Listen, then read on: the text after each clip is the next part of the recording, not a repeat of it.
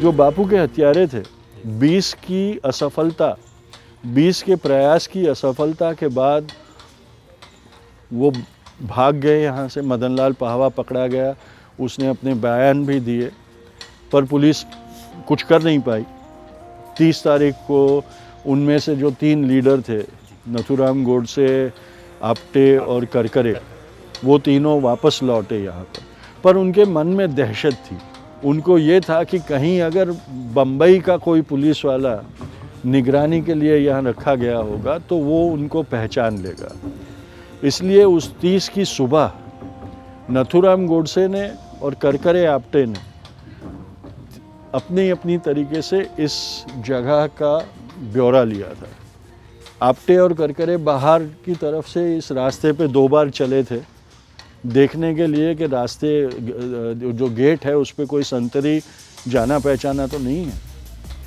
और नथुराम गोडसे भी आया था। इसका कहीं इतिहास में लिखा नहीं गया है, लेकिन मनूबेन गांधी जो बापू की पौत्री थी, उन्होंने ये लिखा है, संस्मरण लिखे, उसमें उन्होंने लिखा है कि दोपहर को 12 बजे 11 से 12 बापू बाहर धूप में सोते थे।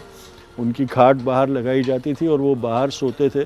जनवरी की सर्दियों से बचने के लिए थोड़ा सूर्य प्रकाश में गर्मी लेते थे वो।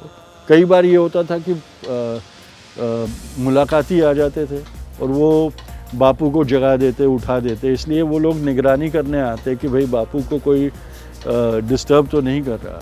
और मनूबेन जब यहाँ आई तो उन्होंने देखा कि सोते हुए बापू के सामने एक नौजवान खड़ा था और बड़ी विचित्र तरीके से एकाग्रता से बापू को घूर रहा था। तो मनूबेन को ये लगा कि कहीं ये नौजवान बापू को परेशान ना करे, उठा ना दे, इसलिए वो इस दरवाजे से बाहर निकल के वहाँ गई और उस नौजवान को देख के उसने ये कहा कि बापू को आप डिस्टर्ब ना करें, बापू सोए हुए हैं। और मनूबेन लिखती है कि जब उन्होंने ये हल्के से उस नौजवान को कहा तो वो नौजवान एकदम झटके के साथ, वैसे ट्रांस में से एकदम से स्नैप आउट हुआ और एकदम से पलट के कुछ बोले बगैर चला गया। तो मनूबेन ने ये कहा कि उस नौजवान की आंखें बड़ी विचित्र थी, उसमें जो एक भाव था वो उनके जहन में रह गया।